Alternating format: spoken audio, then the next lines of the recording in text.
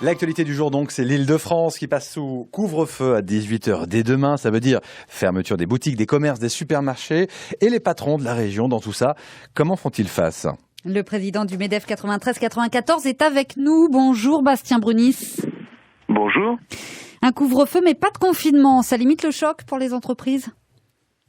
Oui, absolument, même si les conséquences sur le moral des Français en général, de nos salariés en particulier, et évidemment sur les commerces, seront bien présentes. Est-ce que ça va changer l'organisation au travail, venir plus tôt, plus de télétravail peut-être ? Oui, alors comme pour le télétravail, je pense que chaque entreprise va chercher à se réorganiser, mais on commence un peu à prendre le pli, puisque ça fait maintenant plusieurs mois qu'on vit au rythme des nouvelles annonces.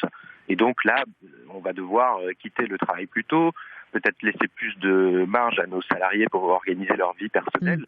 Mais dans l'ensemble, je pense que les entreprises continueront à faire preuve de résilience et d'adaptation. Ça veut dire que les chefs d'entreprise vont jouer le jeu. Ça ne va pas être des dérogations professionnelles à tout va, puisque avec une dérogation, on peut travailler au-delà de 18h.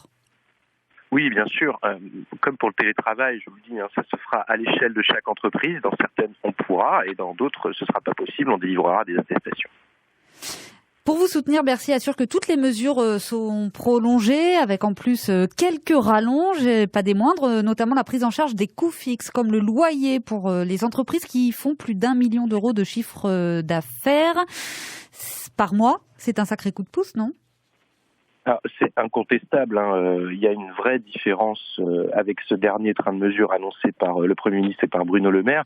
Vous parlez de la prise en charge des coûts fixes. On a aussi le report des échéances pour le PGE qui est très attendu. Reporté d'un an. On a également...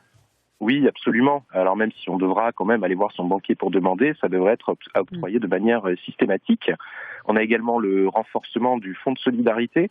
Tout ça, c'est des actes forts, notamment pour les secteurs en souffrance. Je retiens également le zéro charge sociale pour les entreprises fermées ou lourdement touchées par la crise, comme s'y est engagé Bruno Le Maire. Ce sont autant de satisfactions pour les entreprises. Ça va absorber le choc. Vous allez tenir le coup comme ça.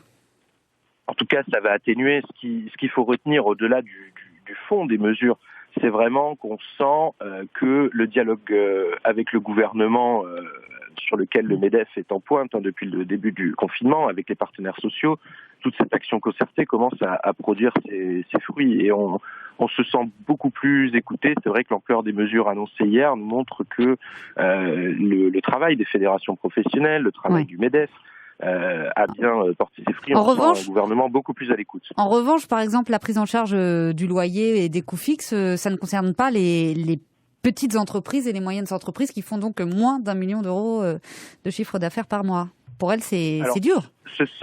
Ce seuil va être baissé vraisemblablement, mais on avait quand même une grosse inquiétude, notamment au MEDEF, sur ces grosses PME qui étaient un peu dans un angle mort. Il y avait quand même un trou dans la raquette dans le dispositif que vient combler cette dernière annonce.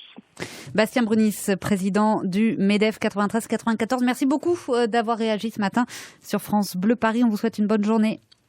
Merci. Et retrouvez le détail des nouvelles mesures annoncées hier par le gouvernement sur notre site francebleuparis.fr et sur l'application France Bleu.